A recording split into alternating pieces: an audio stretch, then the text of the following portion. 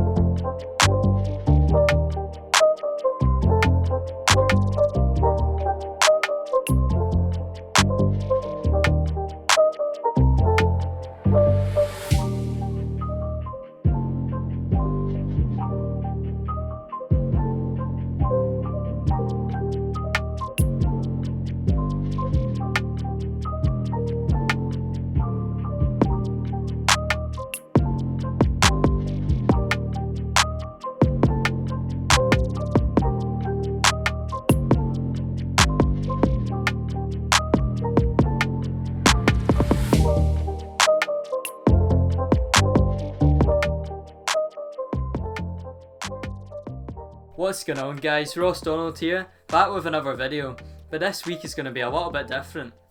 On the last video I asked you guys to leave me a question in the comments on something that you wanted to ask me, and today I'll answer them and give you a little more insight into a few things you might not have known about me. Is this the best idea? I don't know, but it's too late now, so let's just jump right into it. Okay, question number 1. Does your parents know about your channel? If so, how'd they find out / react? Alright, so unlike most parents, me wanting to start YouTube and create a channel wasn't much of a shock. I think I prevented their heart attack 3 years ago when I told them that magic was just a hobby and I no longer wanted to do it as a full-time career option. Ever since I started magic though, they've been very supportive of me, taking me to different events and encouraging me to perform. So YouTube wasn't really any different. They knew that I was learning good skills, such as the editing and filming side of things, and supported the passion I have to help other people achieve the things that mean the most to them. They still enjoy slagging me off now and again, when I go overboard on the colour grading and it looks like I've got fake tan on, but that's what parents are for. Right, moving on to another question from Crazy Card Tricks, which I presume is another magician because he asked, can I make a troubleshooting video on the clip shift? For those of you that don't know, the clip shift is a Move Monkey visual colour change where the ink almost seems to melt from red to black or black to red. It's pretty tough for sure, but I won't make a video on it because if you use half the pack and you just give it a little spin, it should make your job a lot easier. Can I get 20 subs for no reason? Commented keep up, and he even added a smiley face on top of it. And I'm not too sure why you want 20 subs on your YouTube channel, but as you said, there isn't a reason, so I won't be asking. Let's keep the ball rolling. Premium Positivity asks, what is the main thing you want to achieve in the next 3 years if I could choose one thing to double down on? Mate, that is a great question.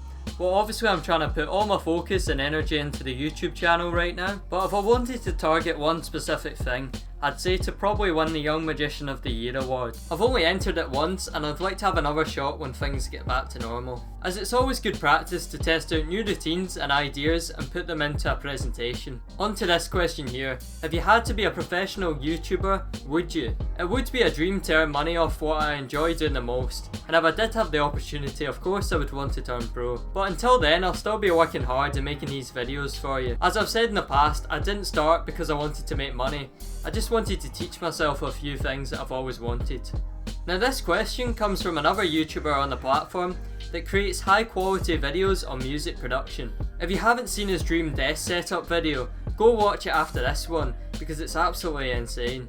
He asks how I go about editing my videos, as well as wanting some advice for me to give to a new YouTuber starting. Well, I'll answer the second one first, because I know there's a lot of people like me that have just begun this journey. If you want to go anywhere on YouTube, the biggest lesson that I've learned is not to take things personally. It's so easy to get discouraged when you put in so much effort into that one specific video and it doesn't take off the way that you thought it might. If this happens, which is bound to if you have a small subscriber base, don't give up, because it's not that the video is bad, it's just that you haven't been on the platform long enough for people to know who you are. Basically, post high quality videos and try your best to stand out from the crowd, whether it's your production value or just your charisma and general personality. A lot of people seem to enjoy the intro in the last video, so I'll continue that in the future, as I do listen to your feedback and read every comment that you post. My footage is in lots of different takes, as you can see, because I do make a few mistakes when I'm trying to record. Thankfully you never get to see them, but I do zoom in and zoom out to sort of soften up the jump cuts. The rest comes down to adding the overlay B-roll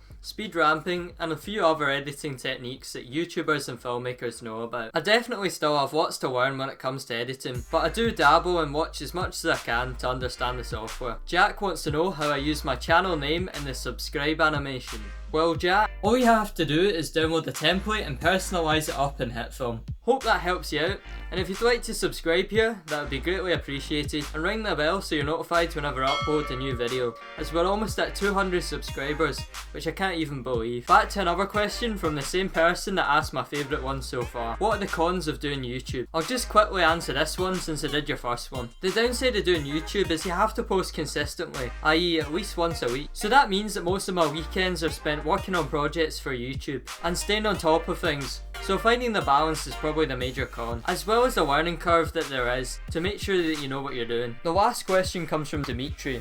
He wants to know what is my best card trick.